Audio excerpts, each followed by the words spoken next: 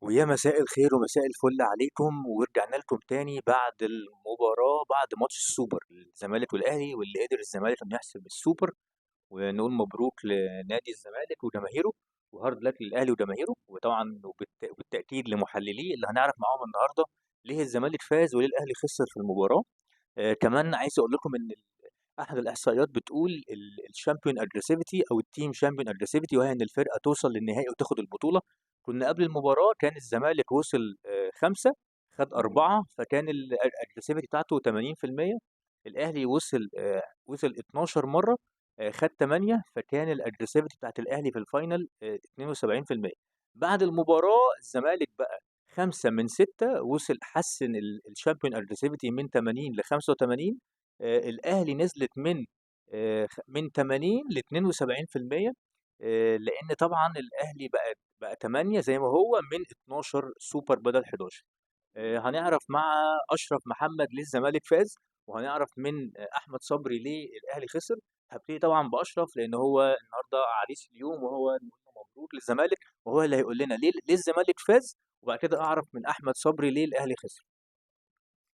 أول حاجة ألف مبروك للزمالك وجمهوره، بالأخص جمهور الزمالك اللي هو وقف ورا الفرقة وسانده وساعده في الفترة الأخيرة دي. بس احنا لو اتكلمنا باختصار كده على أسباب فوز الزمالك، هي أسباب كتيرة جدا، منها إن اللعيبة كانت مشحونة، اللعيبة كانت رجالة في الملعب، اللعيبة كانت كلها فايقة، كل واحد عايز يعمل اللي عليه، وكانوا نازلين مركزين جدا في الماتش بنسبة 100%. وبالنسبة بقى سبب تاني من الأسباب الأهمية اللي هو العامية، الجمهور وقف ورا فرقته رغم كل الانتقادات اللي كانت قبل الماتش، وكان كلهم بيهاجموا الزمالك بطريقة اللي هو خلاص عاملين حسابهم إن الأهلي كأنه خد السوبر خلاص. فدي، ومع الوقت مع عماد وأحمد إن شاء الله هنتكلم عن أكتر تفاصيل كتاكتكس إيه اللي حصل، وجوميز قدر يتغلب إزاي على مارسيل كولر مدرب الأهلي. حلو قوي، بالاضافه للكلام الجميل اللي قاله اشرف كرجل محلل وزملكاوي. كمان عايز اقول لكم الصفقات فعلا فرقت جدا مع الزمالك، وهي برضو اللي فرقت مع الاهلي. وفعلا الاهلي افتقد دور، زي ما كنا بنتكلم قبل ما نطلع، افتقد دور محمد عبد المنعم وعلي معلول فعلا. نروح للاهلي ونسمع من احمد صبري. طبعا مبروك للزمالك ومبروك لأشرف. يعني الأول يعني نادرا ما بتبقى الكرة منصفة. الكرة كانت منصفة، الأهلاوية كلهم مقتنعين إن الزمالك كان أحسن، كان يستحق. فإحنا زعلانين من فرقتنا، مش زعلانين، ما علقناش شماعات يا عم أشرف ولا قلنا ظلم ولا لا. الزمالك يستحق حقيقي. كولر عمل كل الأخطاء الكارثية. جوميز تفوق عليه في كل حاجة. الزمالك جوميز لعب على كولر 3 مطوشة تفوق تكتيكيا، حتى وإن كان الأهلي فاز على الزمالك في الكاس وخطف منه في الكاس، لكن كان هو متفوق. واحنا قلنا في الفيديو اللي قبليه ان اللي هيمسك الوسط هو اللي هيكسب. وجوميز غامر ولاعب بلعيبه كوره حريفه، ناصر ماهر وعبد الله السعيد. وانا شايف ناصر ماهر قدم مباراه جباره، وهو كان سبب رئيسي. و... وزيزو كان اللي كله بيخش للعمق، فده ادى لسيطره الزمالك على الكوره ولاعيبه كوره حريفه، في حين غياب لعيبه الاهلي كلها كانتش موجوده يعني. بالاضافه للاخطاء، كمان لاخطاء الصفقات، يعني عايز اقول لك ان اللي فرق شويه مع الاهلي يحيى عطيه الله، يمكن الهدف من الجبهه اليسرى للاهلي، ويمكن هو اللي كان اخطا فيها. فبالتالي الصفقات فرقت طبعا، ويمكن التفوق الزملكاوي لمحمود بنتايج. هنتكلم بقى تكتيك اكتر مع اشرف، وهطلع من التكتيك للزمالك على الفتره اللي جايه الزمالك ازاي يستفيد من الفوز ده ويبني عليه. مبدئيا كده لو هنتكلم على التاكتكس، هو الحمد لله يعني احنا توقعنا التشكيلة بتاعت الزمالك قبل الفيديو اللي فات، لو الناس حابة تشوفه يعني. فاحنا أول حاجة إن هو بس الاختلاف إن هو كان محمد صبحي هيلعب أساسي، والقدر يشاء إن عواد هو اللي يلعب مكان صبحي. هو عندي لو هنتكلم تاكتكس، فهو جوميز كان بادئ التشكيل بشكل هجومي صريح، يعني نازل بنص الملعب بعبد الله السعيد وناصر ماهر، وقدامهم زيزو والجزيري ومصطفى شلبي. اللي اقدر اقول لك اللي كسب الزمالك هم 4 لعيبه بالنسبه لي. الخضر يشاء ان عواد هو اللي صد، فهو شال الكوره بتاعت اسامه ابو علي، الفاول اللي هو كان اسامه حطها حلو قوي شاله، وان هو كمان صد ضربه جزاء.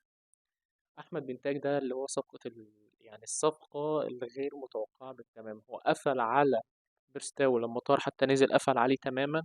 بالنسبة بقى لنص الملعب فأنا شايف إن دونجا قفل على إمام عاشور تماما. أي نعم حصل مناوشات ما بينهم وشد والكلام ده، بس دونجا خلى إمام عاشور ما يعرفش يعمل أي حاجة بالكورة النهاردة.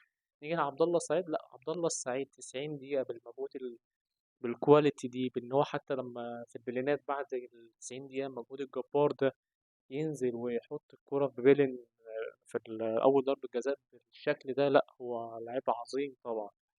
نيجي بقى لناصر ماهر. ناصر ماهر كان محور أداء الزمالك. هو لما كان دايما بينزل يستلم الكورة يا إما كان بياخد فاول، يا إما كان بيباص بيقطع بالخطوط، يا إما كان بيفضل لبقية اللعيبة.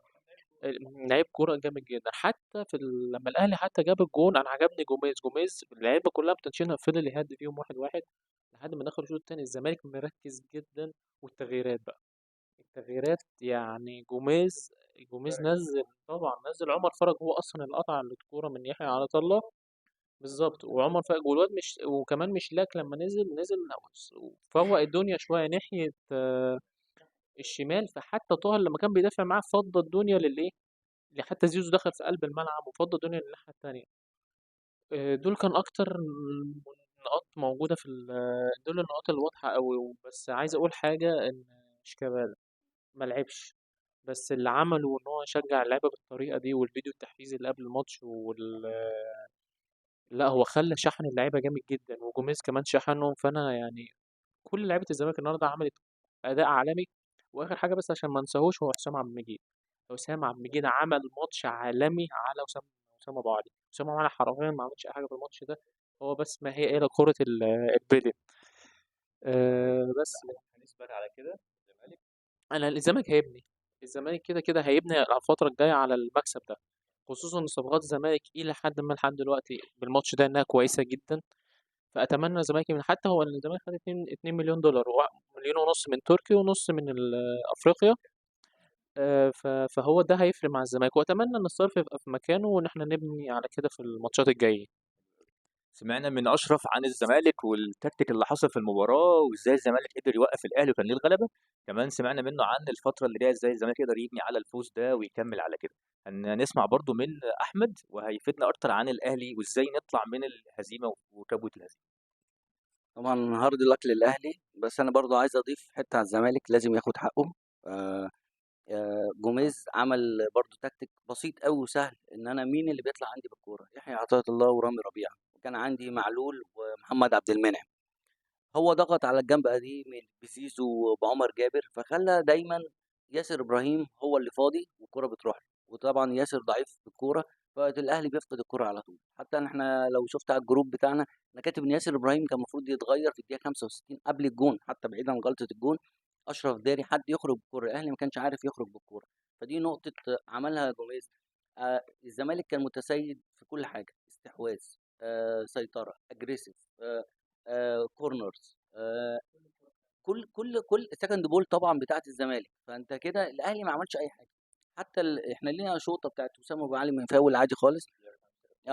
كوره اكرم، كوره يعني لولا غلطه المسلوسي ما كناش سمعنا عنها، وحتى شاطها وحش جدا. فالاهلي ملوش فرصه، ملوش كورنر في الماتش. دي حاجه مزعلانه خالص.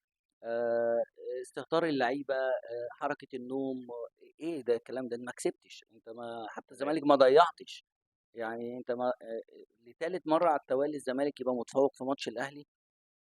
طبعا انا في حاجه مش عجباني، سلوكيات اللعيبه بين دونجا وامام. يا جماعه اللعيبه سلوكيات. انا لعيب الاهلي او لعيب الزمالك الاثنين ما بحبكوش، انا ما بحبش الاثنين اللعيبه دول، لانه شكلنا وحش قوي، بيشتموا بعض بالفاظ. الكلام ده ما يصحش. في الاخر عايزين نستمتع، عايزين نتفرج نستمتع. كل جماهير الاهلي او معظمهم قالت للزمالك مبروك، وقالت الزمالك يستحق. فليه بنشتم بعض ونعمل كلام فارغ ومنظر وزملاء؟ صفقات الاهلي مش مؤثره، بالعكس ده هي اللي ضيعتنا. يحيى عطية الله اختياره ضربه الجزاء بعد ما كان السبب في الجون، دي غلطه مدرب. ازاي اللعيب ضيع ضربه جزاء، سبب في الجون، واحطه يلعب ضربه جزاء في ريسك في اول ماتش اهلي وزمالك؟ ما كانش ينفع، مش منطقيه. طبعا عدم وجود بديل لوسام ابو علي اللي ما كانش قادر ياخد نفسه. الاجنحه مشيت ديانج ومشيت عبد القادر. الكلام الاهلي، لا الاهلي متعودين منه حلوه جدا. لو كنا كسبنا كنا ممكن نخسر ماتش العين، كنا ممكن نخسر الدوري وممكن نخسر دوري ابطال. لا انا مبسوط ان احنا خسرنا عشان الاداره تفوق ونشوف النواقص، وان شاء الله يرجع الاهلي يكتسح كل ما هو قادم. وطبعا مبروك للزمالك، الزمالك صفقاته حلوه جدا رائعه، هنشوف موسم ناري بين الاهلي والزمالك وبيراميدز ان شاء الله. ويمكن ده اللي احنا اكدنا عليه يمكن في الفيديو قبل اللي فات لما اتكلمنا عن الصفقات، حتى مع اشرف قلت له انا مش عارف ازاي الزمالك قدر يعمل الصفقات، هذا الكم من الصفقات وهذه الفلوس دي ان هو يدفعها.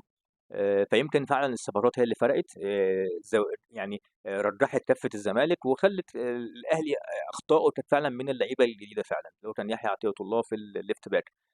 فعلا هيبقى موسم جاي ان شاء الله، موسم جيد للزمالك والاهلي. ما ننساش ان في بطوله، في كمان ماتش الاهلي والعين الاماراتي هيلعبوا في الكونتيننتال، لان العين كسب 6-2.